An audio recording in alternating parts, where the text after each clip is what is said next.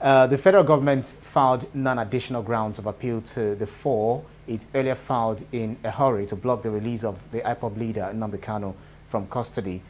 Recall that Southeast leaders had raised the alarm over an outbreak of tuberculosis in the facility housing the IPOB leader. Talk to us about the implication of these fresh grounds of appeal. I think that everything is being done to ensure that Kanu does not get released during the lifetime of this administration. Efforts have been made in the past to uh, take a political view of this matter, this case, and see if the matter can be resolved amicably through uh, further negotiations, through engagement by both parties. We have seen worse cases decided on the round table. I've talked about brothers who were at war for 60 years, brothers who deployed some of the worst weapons against one another for decades. They still had to negotiate at the end of the day. A win-win strategy is not usually the best. A win-win strategy. So sometimes you have to look inwards and ask yourself if it is not better to make peace. We saw how in the heat of the Niger Delta Avengers crisis, we thought that force was the best way to approach the situation. But in the end, when we saw that Nigeria was losing revenue, they reduced us to less than 400,000 barrels per day in terms of production, and they were sabotaging even our export terminals. Our major export terminals were being sabotaged, and yet we could not arrest them or lay our hands on them. The communities that oil pipelines crisscross them, some of them lying on the surface of the earth. Those are not places where you drop bombs anyhow. We had to engage with them. People like the current vice president was involved.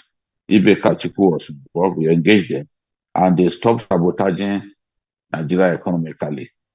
And oil production went up to even close to 2 million barrels a day.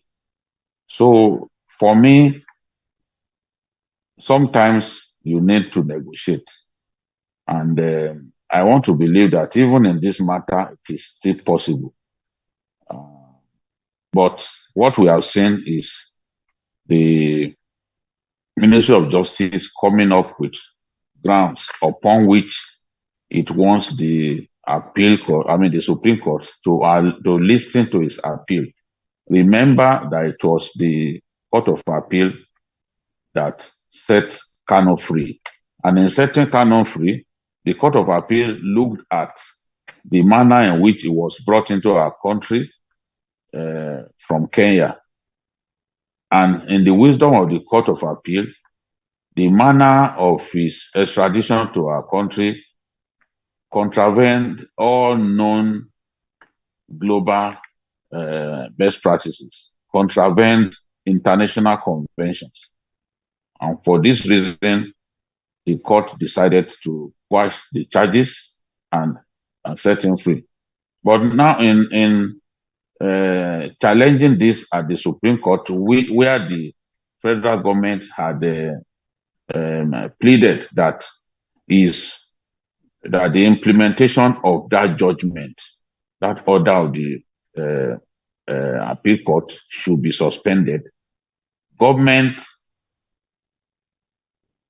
pushed hard that the appeal court erred in law by simply looking at the manner in which Nnamdi Kanu was brought into the country and not looking at the gravity of the offense that he committed.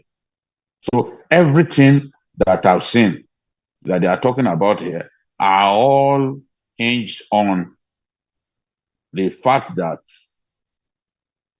the appeal court looked at the procedure by which he was brought into the country rather than the offense that the Federal Ministry of Justice accused him of committing, which is inciting people in the Southeast and neighboring states to secession, campaigning for secession of the Southeast and neighboring communities.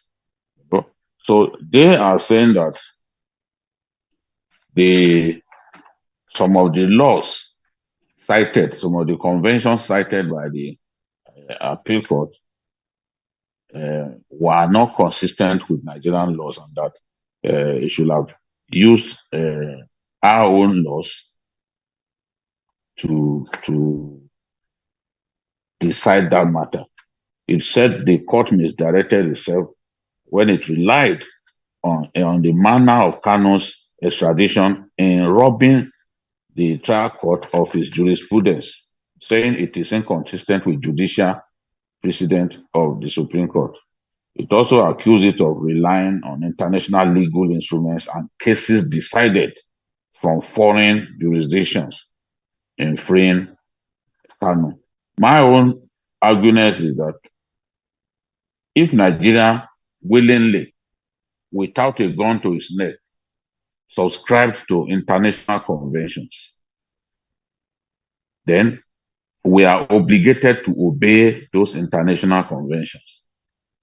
Today it is Nnamdi Kanu, tomorrow it could be someone else. So to hear that it was wrong to cite international law and all that is something that I find strange. I don't think there's anything wrong in citing international law because Nigeria is part of the global community. And I do not even think also that